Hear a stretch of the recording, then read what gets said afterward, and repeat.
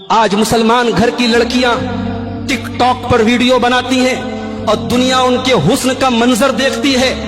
آج مسلمان گھر کی لڑکیاں اسکولوں اور کالجوں کے فنکشن میں ڈانس کرتی ہے اور ماں باپ جھوم کر اپنی بچیوں کا ڈانس دیکھتے ہیں، اور کوئی منع کر دے، کوئی سمجھائے تو کہا جاتا ہے تم کس دور کی بات کر رہے ہو، تم دقیانوس ہو، تم پرانے زمانے کی بات کرتے ہو، تھوڑے ماڈرن بنو۔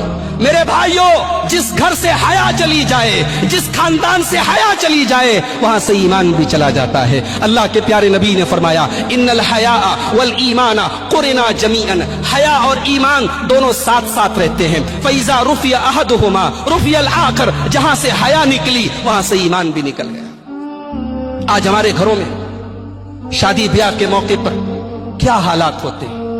آج ہمارے گھروں کی لڑکیاں، ہماری مائیں، ہماری بہنیں کیسا لباس پہن رہی ہیں۔ آپ بمبئی جیسے شہر میں رہتے ہیں، بتانے کی ضرورت نہیں ہے۔ آج ہماری عورتوں کے کپڑے ایسے ہو گئے کہ ان کے کپڑوں کو دیکھ کر حیا کو بھی حیا آ رہی ہے۔